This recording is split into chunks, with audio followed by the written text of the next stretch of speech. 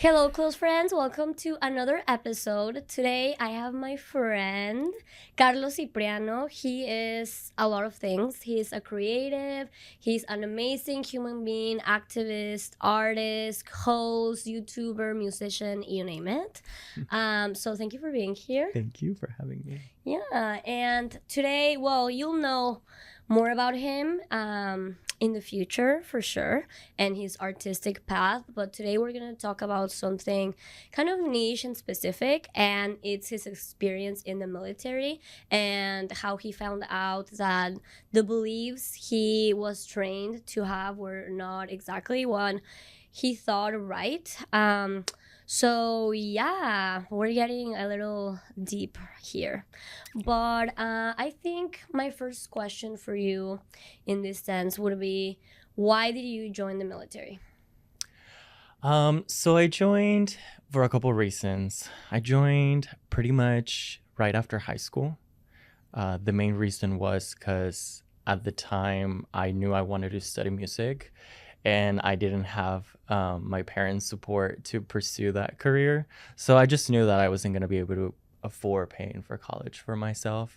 And, in the United States, if you join the military, you get what it's called the GI Bill, which is a scholarship, and they pay for full tuition. So that's pretty much why I did it. I also knew at the time I had already been accepted to go to A&M in Laredo, Texas, where I was born. And I was gonna go for kinesiology, which it was just like I just picked like a random thing because my mom was like, just not music or art or anything like that, because you're gonna And here starve. you are. Right, and here I am. So I did that. I didn't even tell my mom. I didn't tell anybody that I was joining. I just went to the recruiter's office one time, and after that, I pretty much just kept Was it doing the it. Army or the Marines? The Air Or Force. the Air Yeah. Force. Ooh, Yeah. isn't that the best one?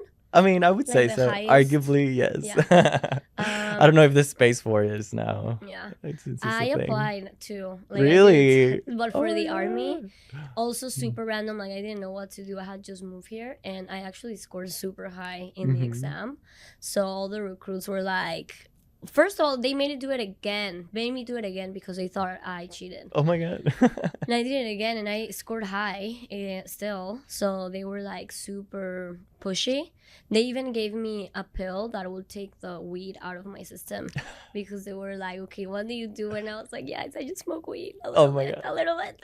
And they gave me medicine and everything, and then they took me to like a huge building where all the like the Air Force and the Yeah, Navy the were, testing. and then I did the exam again there, and then after that I was just like, guys, I'm not gonna do it. Like, You dodged a bullet. yeah. You should be Thank you. so glad. Yeah. So tell me maybe like the beginning of your experience, like how it was training camp or whatever you went through, and kind of what were the little things that were maybe red flags or that first took out to you as kind of Sure.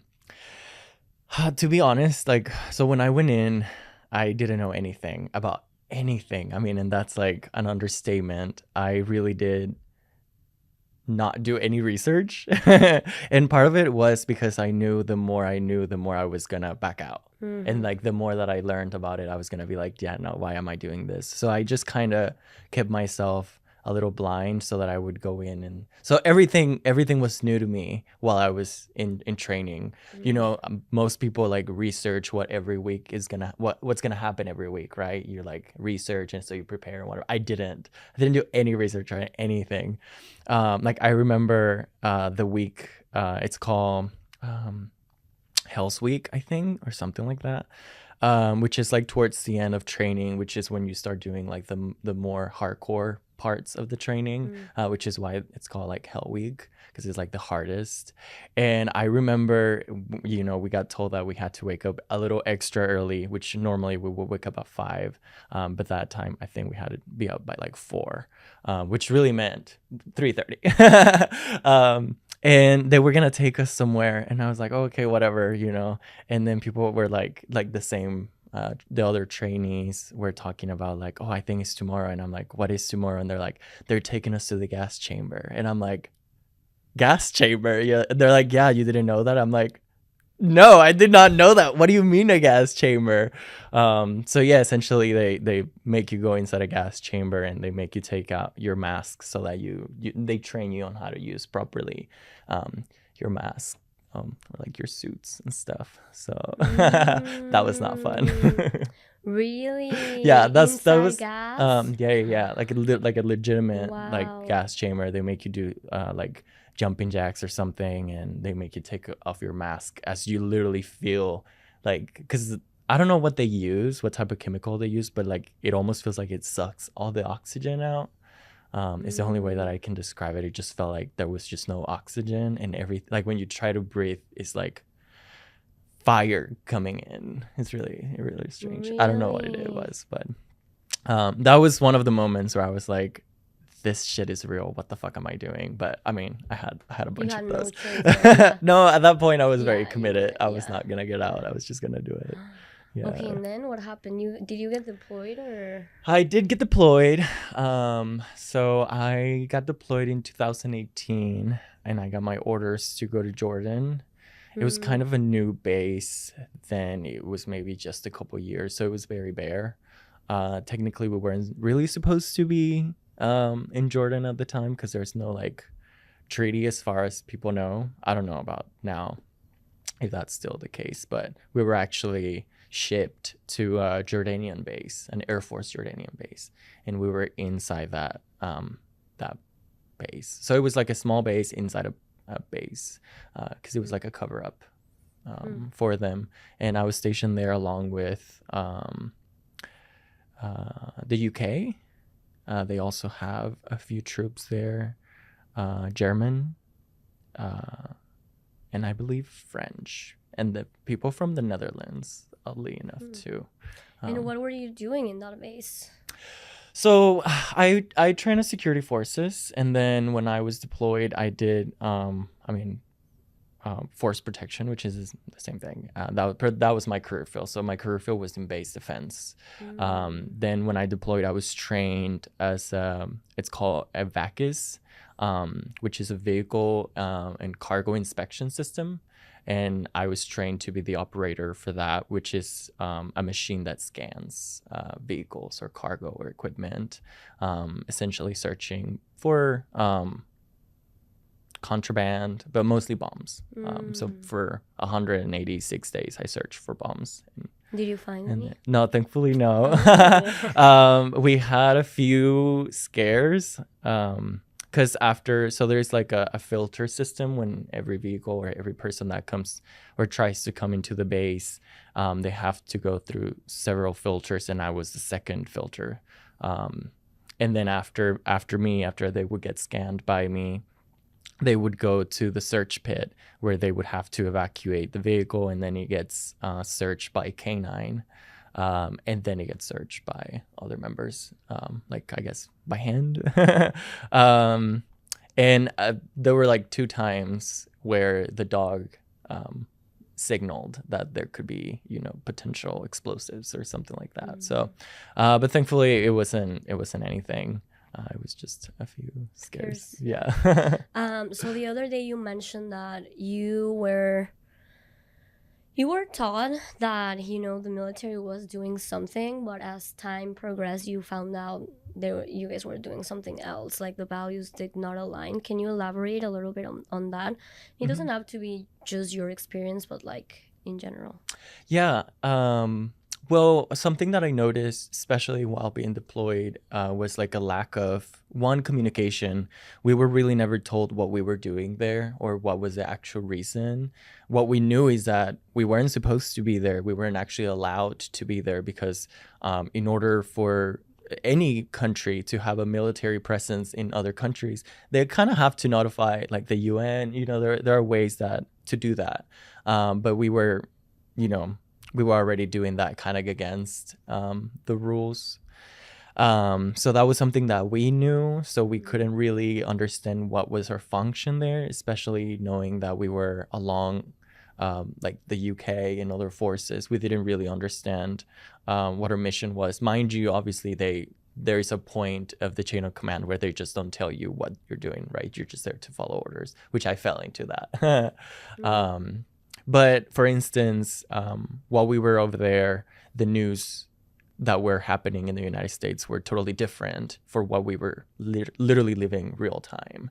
So when one of the things that happened on the first 20 days that we got there, we had just attacked Syria. We sent about 76 Tomahawk missiles to Syria as a response for some chemical weapon attack that they had just done around April, I think. And we were, expecting retaliation, which they did. Thankfully, they didn't get the coordinates right. So, but during this time, the news was covering all this. But something that was weird is that they waited like 3 months to say that was happening, or like they waited time, like it was in real time. So when I was looking, I'm like, wait, we had already done that. Wait, that didn't happen like that, So when you start to realize how the narrative is being manipulated to tell the people that are not watching what is actually happened, that's where I finally started to understand, like, okay, so we are the people, the civilians in the United States that cannot see what's happening are being lied to, because now I see it. Now I read the news while I'm standing right here in a combat zone, knowing that what you're telling the American people are lies, So. And I feel like a lot of it can also be that the United States takes its military everywhere for no reason sometimes. And I always wonder, why are they there? Like, why are they there really? Like, I don't think they're helping the people there, or they're not bringing peace. And what was kind of like the talk amongst people that were inside the military about all these things, like the lies, the war, all of it? I think everybody tries to not talk about it. So when you join, at the beginning, something that is very clear is, that you don't talk politics, you don't talk among each other. What are your beliefs? Like, that's just very frowned upon. You don't get to discuss any type of politics. You're not supposed to tell people, really what you're affiliated, because the military is neutral, right? So they just don't want to deal with that. However, when I joined, I enlisted in 2016 during the Obama administration, but I went in and I only served about maybe almost 6 months during his administration. And then I think 2017 was when Trump came in. Yeah, the administration changed, I think. So I got to experience the change in the environment of how certain people became very vocal about their support to Trump, to the which before that had never been, done that way. And people started being, more comfortable saying like racist jokes, for instance, against like Mexican people, which is something that happened to me a lot. I heard a lot of things, because he kind of endorsed that type. And in the military, people cuss, and it's very like, it is hazing. It is. There's a lot of bullying. There's a lot of hazing, and they just kind of call it tough love, or, you're in the military. This is kind of what you signed up for. So you don't really get to be like, that's wrong. You just have to go. So nobody really, while we were over there, nobody was talking about what was happening or bringing anything up. We were just kind of blindly following rules, which is why it's exactly what they want you to do, to just follow rules and not ask questions. Like my personal hell. Like, it literally sounds like I wouldn't last one day there, and oh, that's so horrible. How is masculinity? Like, how are men there? I'm curious to know that. Well, obviously I'm very gay, very queer, and how was that? How was being gay in the military? I think I would say, and maybe this was just my experience, but being in the Air Force, and it is said that the Air Force is one of the more LGBTQ plus friendly branches of the military, which in my experience it was, until the Trump administration came in and they started targeting trans people. Because the moment Trump took administration, one of the first things he did for the military was to ban transitions for trans members, which before Donald Trump, you could join the military and the military would pay for your transition while you were in the military. So a lot of people, a lot of trans people, or people that knew they were trans, came into the military knowing that it's a sacrifice in order to be able to afford paying for the transition, which I think is totally fair. In a way, you're literally putting your life in the line. Yeah, if you're And doing it for education, you can do it to absolutely, change right? your body. But it was hard because I had, friends who were personally affected by this, who were in the middle of a transition, and they had to stop, like, just like that, abruptly, very, very fast, with no explanation or no warning. So, and they're still enlisted, so they can go anywhere, Yeah, did you have like a gay group, or was it like kind of all like were straight guys nice to you guys, or? Yeah. Okay, right. So there wasn't a lot of like homophobia. Not like that. I mean, people still make jokes, they was like, men are like that. I think straight men are like that, and I don't think they'll ever stop making the gay jokes, but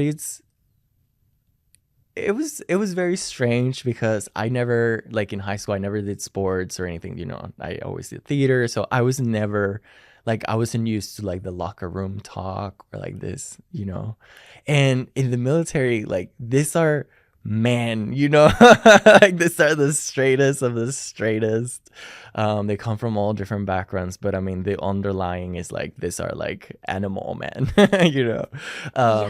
but because we were all going through the same struggles, and no matter if you're gay, if you are, a woman or whatever, we all have to do the same things, so everybody kind of shows that we're equally as strong and as resilient. So I think that there's not a lot of hazing towards gay people or like that in the military, because you kind of earn their respect. They know that, yeah, I am gay, but you just saw me go through the exact same training as you did, so am I really less than you? So there, and we do take care of each other, because we're in it together. So is it the same for women? Almost, but I do think that women, out of all the demographics, women probably have it the worst, especially women of color. Straight women, something that happens in the military a lot is there's a lot of sexual harassment, and it's not talked a lot to the civilian world, but in the military it's no secret. Ever since you go into basic training or boot camp, for instance, in the Air Force, in boot camp they have the wingman system, which is you're never allowed to be with anybody anywhere by yourself. You always have to have another person with you.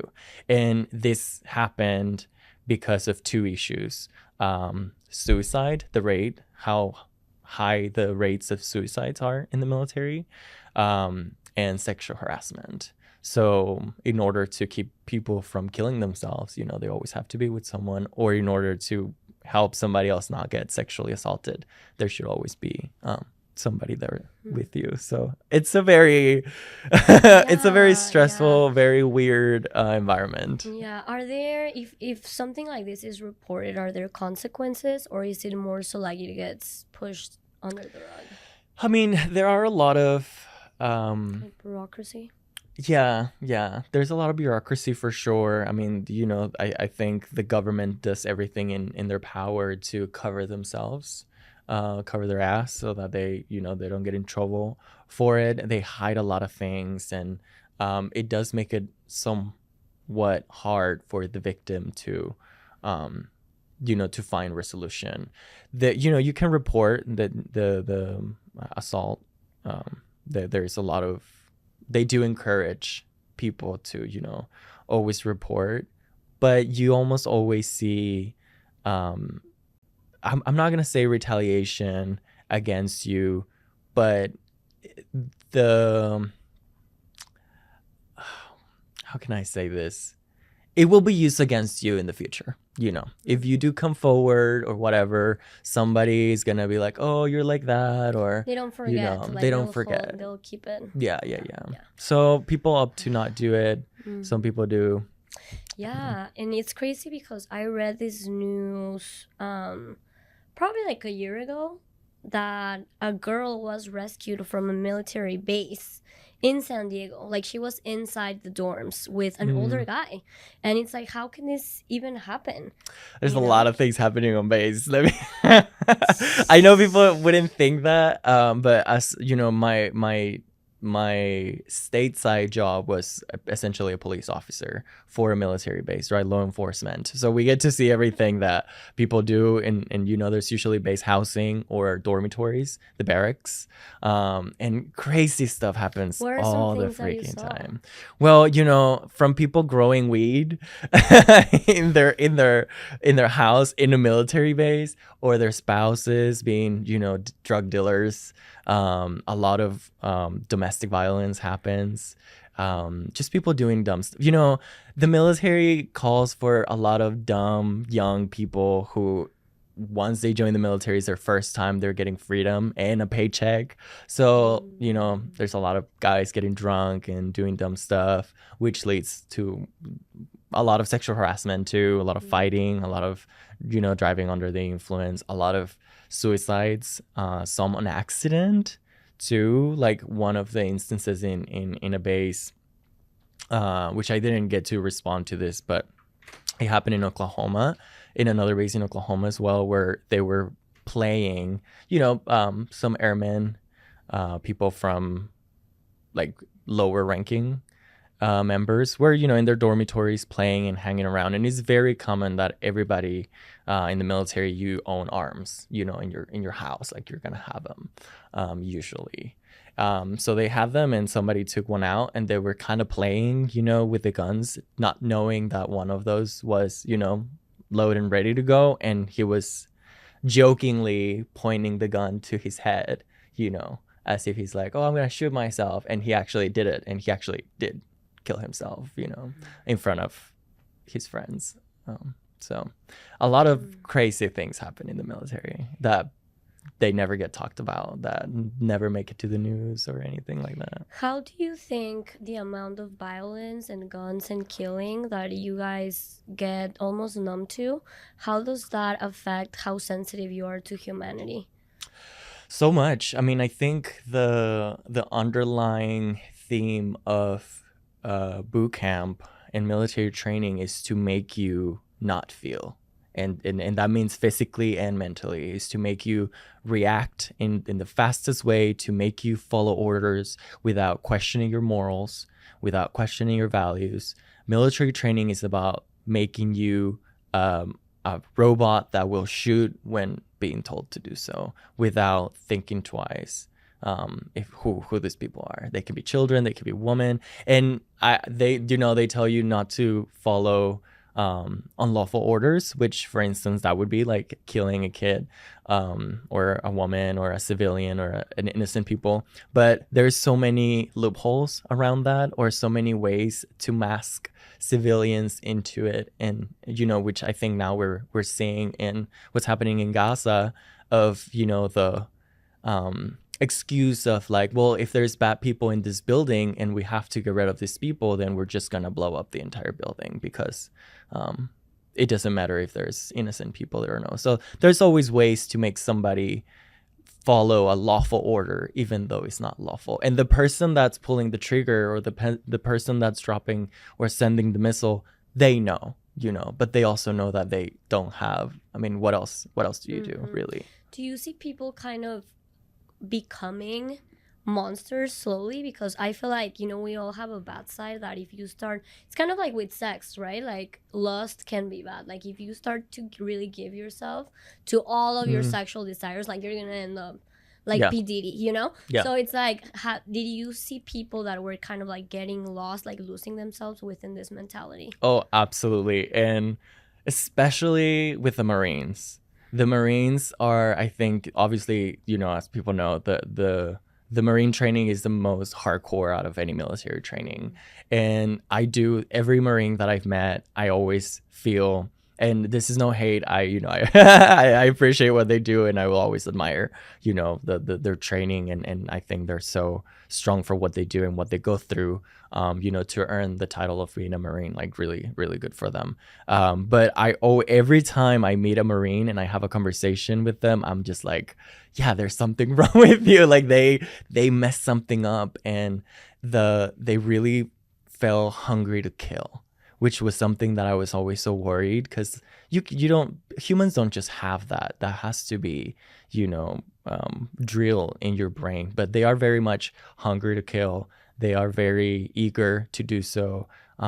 They're very violent, even in their vocabulary, the way that they talk to them, and not just the Marines, it happens in the Army as well. It happens on every branch. The Marines is where I saw it the most. But yes, because there's so much violence happening in the type of training and the environments that you're constantly in, people become very violent. People become very numb to understand that there's violence happening around them. Most people in the military are experiencing some type of, or doing some type of domestic violence, and it is because of the treatment that you get even at work, or during your normal, hours from your chain of command, or the people above you, the way they talk to you, the treatment they give you. It makes you, it makes you angry. It makes you anxious all the time. You're constantly, on your tiptoes, like not knowing, because also you get in trouble for everything in the military. It's like being in the military is the closest thing to being in prison. You just have a paycheck and a little bit of freedom, but you're pretty much,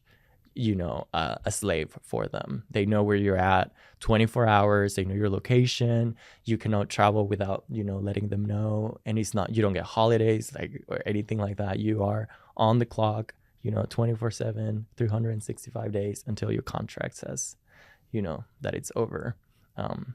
So yeah, I mean, I struggled because I didn't join as a violent person, and he made me a violent person. So did you start feeling it within yourself, like these intrusive thoughts? Yeah. Really? Yeah. Something that I have to do in therapy now is like anger management, because what they do to make you, follow orders, is they mess with your kind of flight fight response to see how fast you're gonna respond to something. So it's like they break the level switch, so you just go from 0 to 100. There's no gradual reactionary time. You just go for it. So if something triggers me, for instance, it doesn't make me like gradually upset. It just angers me, or and do you feel like you want to physically react? Sometimes it feels very like I need to physically do something. Yeah. Did you realize this was happening, or did you realize after? Like, how was for you? Because when we spoke the other day, you told me that it was so crazy for you to see the amount of brainwash that had happened, and that happens in the military. How was that discovery process for you? It's taken a long time. I didn't know any of this was happening while I was still active duty, which I noticed with a lot of my friends who are still active duty. Now I'm like, oh, I understand. When you're in, you don't know. It's kind of like being in an abusive relationship, right? You don't actually see it or notice until you're out of it, and you can look back and see like, oh my God, I cannot believe that I was doing those things. I fell for that.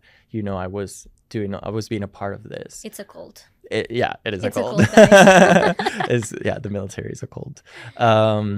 So yeah, no, it took me, it wasn't until I got out and I started doing therapy, that I really started realizing and putting the dots together. Because like I said, while I was not doing research. I didn't want to know why we were doing the things we were doing, because I was a part of it. So I didn't want to have more of the load, more weight on my shoulder, which is not a good thing, right? I was blindly following. But I mean, at the end of the day, what were you gonna do if you had a contract? Right. So it's like, I just have to get through this, and then you'll deal with the rest, So how you were saying also how PTSD is, and how there are misconceptions of how it is. Can you talk a little bit about it? And I know you have like a heart for it too, so just anything that you want to put out there for people that, so many people went to the military. So I think that they can relate a lot to what you're saying. Yeah. Well, one of the misconceptions about, PTSD in the military is that you have to be in a combat zone or deployed to have PTSD. And that is not true. You can just simply have PTSD from the fact that you were in the military or active duty, or you went through any of the trainings, because the trainings, military training is traumatic enough to give you PTSD. So that's one. Most people think that veterans with PTSD are veterans that like have to go and fight the war or whatever. And another thing is that it doesn't make it less, of the damage if you did go to war, if you didn't. PTSD looks very different for everybody. I am grateful that I can see how it develops with other people. I have friends that deployed with me that don't feel the same ways that I do, but feel, or their PTSD shows in different ways. So when I started going to therapy, it wasn't actually because of PTSD. It was for depression. So I started being, after I came back from deployment, I started being super depressed, very suicidal. I wouldn't want to get out of bed. I was working in the military like 14-hour shifts. So I would just work, come home, sleep, do it again. And it was like a cycle. But I was like pretty much just I didn't even feel alive. At the time, we had just lost 2 members of my squadron to suicide. One of them hung himself in the closet right before our shift. He was 22. And the other one suffocated himself in his car with a little propane tank to asphyxiate himself. And that happening within maybe 6 months. And after that, I just remember I was like, I'm next. I think I'm next. It's like that's actually what's gonna happen. We were all around the same age, and it just like, I was like, if I don't get help right now, that's gonna be me. That's, I'm gonna be the next person that they're gonna go pick up. So after, I went to therapy, I started doing therapy, and that's where they diagnosed me with, depression, with PTSD. And, that's when we started doing the work. Oh, I'm glad you're here. I'm glad you went through the process, and you're very strong for doing that, because it's in 1 second you can end it all or you can change it all, so you changed truly.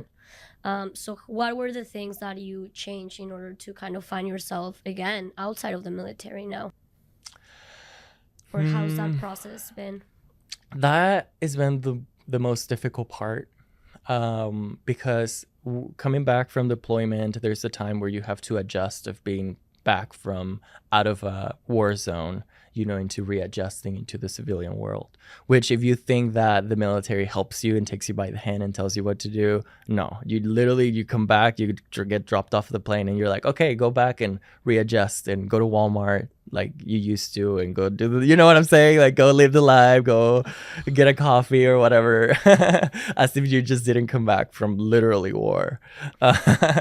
So I had a really hard time adjusting back and feeling hope and having faith again, and hope in humanity, and faith in humanity and in myself, really. So after, therapy, I focused really my attention on finding my purpose, and really trying to remember, okay, why did I join the military in the first place? Okay, it's music. So why don't I just really focus? Now it's my time. I did the thing. I might not be proud of some of the things that I had to do or I was forced to do, which is not what I signed up for to do. But you know what? Now that I have the privilege, one, I made it out of war alive. I was blessed enough to come back. I was blessed enough to see that I was getting sick and go get help. So now what can I do with that? So it's a lot of trying to find purpose through music, through art, through activism, and that's what's helping me. It's really hard. I kind of have to find reasons to want to be alive every day. It really feels like that. It feels like a task. But it gets easier, and I definitely feel like, The more I create art, the more that I do music, the more that I'm just in this creative realm, the more that I feel healing, and the more that I feel like I'm starting to feel the hope and the light and the Yeah. faith in people, especially with the activism that's happening now. Yeah, he just started a book club that I'm a part of. Yes. Do you think that comes because of guilt, or do you think it's just like a lack? It's just such a big shock from one world to the other, or why do you think that happens? Um, the guilt didn't come until later. I think at the beginning it was a disconnect. I just felt so disconnected from everybody. Everyone I, else. I didn't feel like I was ever going to be able to relate to anybody else. I feel like people's problems seemed so superficial and so stupid, I couldn't go with friends and just have a normal conversation without wanting to bring up war, and be like, but we are, like, but you don't know what's happening right now. So I felt so Yeah. disconnected. 'Cause And you saw people dying, like you mm, saw another part of the U.S. that people don't really get to see. I saw So, another part of humanity oh that yeah. most people don't get to see. I got to see humans being evil, truly, truly evil for the sake of it. Hmm. No. Wow, I would never be able to have a normal conversation after that. It's hard. Yeah. Yeah. Do you think the patriotism that the US has, because sometimes I feel like it's BS and it's just like a way out to hurt other people, like this, oh, God bless America and the US, and what role does that play? Because you think you're doing Yeah. it for your country, and we have like Veterans Day and all this stuff. Right. Well, that's what I was like saying. This is definitely not what I signed up for, because they portray the military, and the propaganda they give the American citizens is that the military is there to protect you and protect you from your freedom. But then once you realize, which is what I signed up for, right? But once you realize that there's no freedom to be protected, because nobody's threatening our freedom or our democracy more than our current government. So when that's really what I thought I signed up for, and that's what most people think that you're doing. And then they convince the world, or American citizens, that we do have enemies in other places, of the world. And I can tell you, at least in the countries that I got to go, these people weren't enemies. I got to be with the Jordanian military. I got to be with a lot of military from a lot of different places in the world. And I can tell you, we are all young kids, desperate. All we want is to find a way through education to feed our families, to literally have a normal life. And if we join the military, is to help our country the way we can, and have our country help us in exchange. And instead, we are being used, we are being manipulated, we're being lied to, and we're being used as what are the pieces of the chess, the first pawns. ones, like that, because when I realized, quick story of how I realized that we were pretty much sent to like a suicide mission, essentially. When we first arrived to our base, we had flown into the base in a commercial plane, because we weren't supposed to be there, and we didn't want to be caught in flying. Like, they didn't want an American plane being watched flying into this base, right? Because we weren't supposed to be there. So the first 24 hours, you're supposed to, do your processing, and all of our gear was still in the plane, that it was still being unloaded. And everything, what was on the plane, all our gear, our helmets, our vests, our masks, our gas masks, our suits, our hazmat suits, everything, absolutely everything. It was just us. We literally had just got out of the plane. And maybe a couple hours, and in processing takes forever. Everything in the military takes forever. So we were just there in a like a overhanger for planes, and they just had tables and chairs, and that's where we were filling out the paperwork that we were there and whatever. We were getting our our assignations and things like that. And like I said, maybe 3 hours after we had just arrived, we were there. The alarm sounds. The alarm. We get notification of the alarm yellow. What does alarm yellow mean? Alarm yellow means that there is imminent threat in the next 30 minutes. So in the next 30 minutes, there is a very high potential that you're gonna get attacked, most likely through air. There because we weren't close to anything, so we were most likely gonna be attacked through air. So what are the protocols or what's the protocol when alarm yellow sounds? You seek shelter immediately seek shelter, unless your career field is frontline defense or you're supposed to be out and about doing whatever, your job has to be out. Because we were considered at that moment, people who just showed up. We didn't have, like I said, we didn't have any assignment jobs or anything. So at that point, what we were supposed to do by the rules was to go seek shelter, to go get under a bunker. But because the rules state that to be under a bunker, you have to have your helmet and you have to have your suit, because if a bomb comes and some parts of the bunker fall apart and they fall on you or whatever, now you're being killed by you. So it's a liability for the United States government. That is a liability. So for them, because we couldn't go seek shelter and have our helmets and everything because they was still on the plane, they were just like, we're just going to sit tight here. We're just going to sit tight here with no protection while the alarm is sounding and hope for the best. And that's what we did.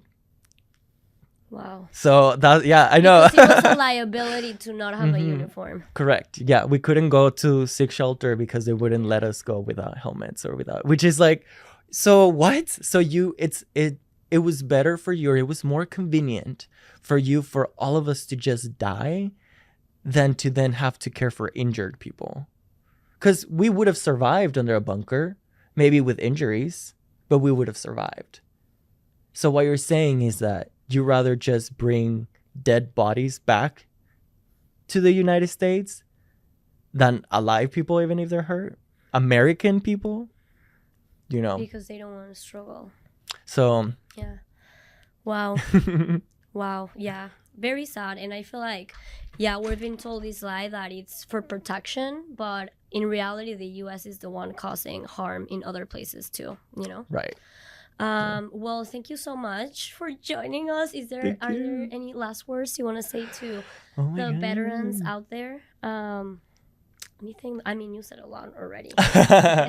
Well, to veterans specifically, if you're out there and you're watching and you feel like you are in that state and you don't know what to do, we are here for you. You're loved, and we want you here. We want you alive here, and this is your country.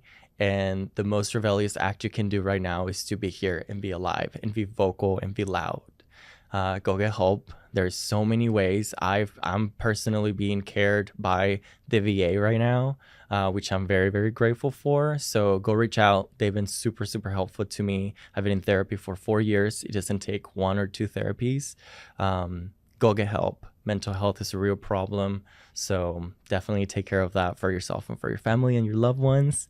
And I know we talked a lot about a lot of negative things, but the underlying, like where I'm like trying to find hope is that now more than ever, we should be vocal about the things that we know. We should show our activism. We should support one another. And what I mean by that is we should support every group that's being suppressed right now. Yeah, and you're doing a great job. You're so motivating since I saw you singing for the first time, and I feel so connected to you, and you're doing a great job.